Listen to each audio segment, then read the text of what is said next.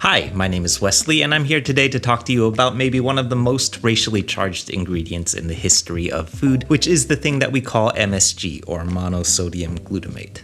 I think there are quite a number of misconceptions about MSG that have been floating around, and I want to take a second and make a quick video about that. Okay, so let's start with the basics. MSG is a naturally occurring compound found in many foods, which is responsible for the quality that you have often seen referred to as umami. What is umami? Great question, Wesley. I'll explain. I think one of maybe the most helpful ways to explain umami that I've seen is by describing first what it isn't. Generally, across the broad spectrum of experiences that we find in our own personal flavor palette, we experience things that are salty, like salt, and then things that are sweet, like sugar. Somewhere in the middle there's a third experience, which you'll often see referred to broadly as savory. That includes everything that you're thinking of right now, from a nice juicy ribeye steak to a slice of pizza, a bowl of General Tso's chicken, a burrito from the taqueria down the street, and so on. Now, and this is the most important part, I need you all to hear this when I say this, all of these things contain MSG. Many of them contain a lot of MSG. I can feel your rage and denial already, so I'll explain. MSG, as we most commonly think of it in Asian cuisine, is this white granular substance made by Ajinomoto that looks a lot like kosher salt. In my experience working on recipes and talking to folks following those recipes, maybe one of the most commonly asked questions that I get is, but Wesley, how come you didn't add any MSG? Well, we did. We just didn't use any of this stuff. MSG naturally occurs in most of the savory ingredients that we use in our recipes. It's what's making your food delicious. Now, don't get me wrong, in some circumstances, it does make sense to use this powdered stuff as an additive, oftentimes in addition to a simple pinch of kosher salt. A great example of this is the chili oil that we make for Wu Can Cook, which contains 6 teaspoons of MSG across literally 3 gallons of chili oil.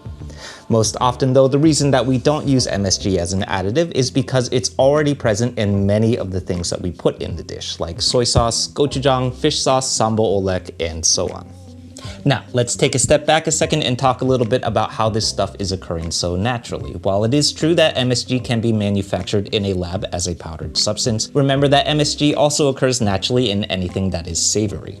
Historically, it was originally created as a reproduction of the MSG occurring in seaweed or Japanese kombu. Most notably of late though, I've seen some folks talking about how it is occurring naturally in many vegetables too, like tomatoes and mushrooms. In addition to this though, it is also occurring in most things that are aged. This includes things like Parmesan cheese, cheddar, sausages, and most aged cheeses and meats. That means that in this slice of pizza, there's MSG that's naturally occurring in the pepperoni, the tomato sauce, and the Parmesan cheese. Or in other words, there's more MSG in this slice of pizza than in your Chinese takeout, or at the very least, relatively equivalent. I know you still don't believe me, so here's some sources.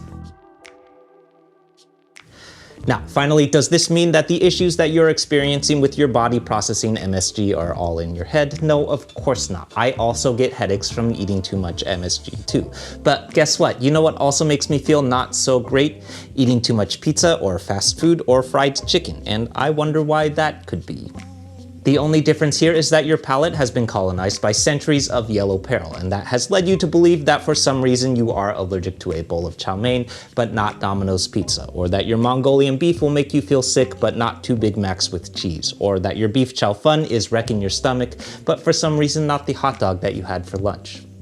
Okay, that's all. Please feel free to share this with the next person who complains about MSG in your cooking.